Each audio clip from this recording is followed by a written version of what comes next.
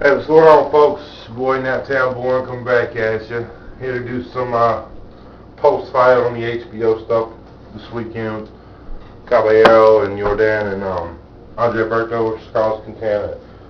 I don't really know much about Caballero or Jordan, so I'm not going to speak at length on that. But I will say Caballero was impressive, especially for that being his first fight, his introduction to featherweight, as it might be. It makes me anxious to see him, to hear him, or to see him fight Gamboa would be good, because I'm not sure Jordan gave his chin the test it needed. You know what I mean? But other than that, he completely dominated the fight, but he didn't really hurt Jordan. Not at all. You got to turn the fucking sound off sometimes on these fights. These commentators, man. I gotta agree with shout out to 916 Chris, because I just watched his video. But I gotta agree with him that Lampley, and in general, most of the time he's not this biased, but Lampley was making it seem worse than it was. Like they were talking about the fight needed to be stopped. Stop this, whatever. This kid's gonna get hurt. He wasn't getting hurt, man. I mean, Jordan was not getting hurt. Either he has a good chin or Caballero's punches weren't that strong. I'm going to go with Caballero's punches weren't that strong, because if you don't listen to Lampley and actually listen to Emmanuel Stewart talking about things, he was saying a lot of Caballero's shots were slaps and whacks and stuff and clubs. They weren't straight, they weren't forceful punches, they were just landing and scoring points, and that's how Caballero won. He just threw a fuckload of punches, and a lot of them landed, and he won the fight. No big, he's impressive, but let's see what happens when he goes against, another top competitor instead of a young kid coming up through the ranks. So, we'll see. As for Andre Berto versus Carlos Quintana, all right, I was 2 rounds off. First said 11th round knockout, and at the end of my video, I changed it to a 10th round knockout. And it was an 8th round knockout, which still isn't surprising, because I did not think that Berto was going to get it done in the first half of the fight, rounds 1 through 6. I did not think that. I told you I'd be real surprised if he did, and he didn't. Rounds 1 through 6, it looked like he might be letting Carlos Quintana take this to decision. It looked like, he was real rusty.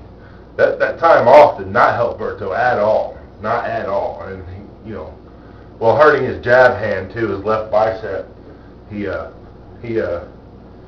that one in the 2nd and 3rd round, but it didn't seem to have as much of an effect as what they were making it out to see. As for whether or not I'm impressed, yes and no. I've kind of got mixed feelings about it. Of course, with the ring rust and everything, I gotta expect him to be a little bit better in his next fight, but his next fight needs to be somebody good. I would like to see him fight Zab Judah.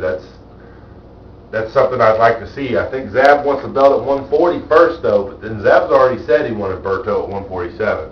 So, they can make that fight happen. There'd be a lot more people showing up to that fight than there was for Berto Quintana, I'll tell you that. You know what I mean? That was a piss poor crowd. But, he needs to step up his competition. Carlos Quintana's a good boxer, but like I said, man, once you flip the switch, then it's game over for Quintana. You know what I mean? It just is. He only loses by knockout, it's true, but when somebody decides to knock him out, they can knock him out. Cotto and Paul Williams and now Andre Berto, And I just don't see much of a future for Quintana right now, especially at this weight class with the people who are top competitors here at this weight class. They'll just eat him alive, you know what I mean?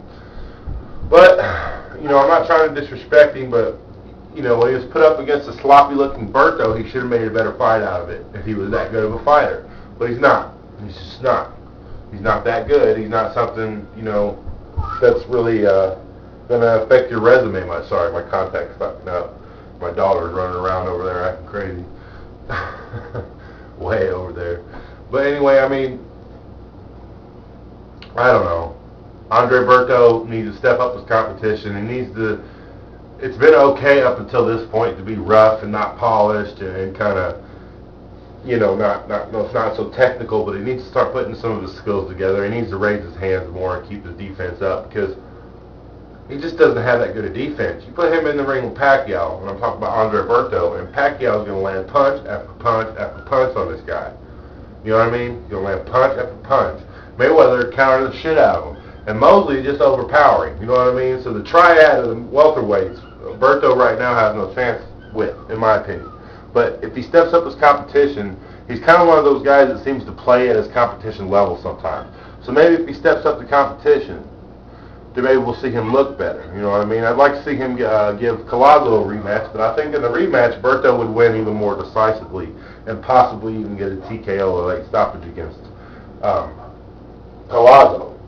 That's just my opinion or whatever. But as for afterthoughts and shit, there's not much to say. Berto was impressive. The knockout, the ref stopped the fight, but it was clear if the ref didn't stop the fight, Berto was going to knock Quintana out. It was that clear. He was beating him all the way around the ring until that last punch, and that last punch was, woo, it looked nice.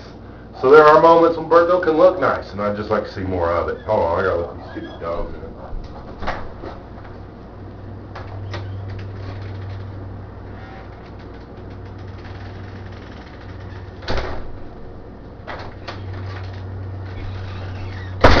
This is my new puppy, by the way. It's a German Shepherd. His name is Suge Knight.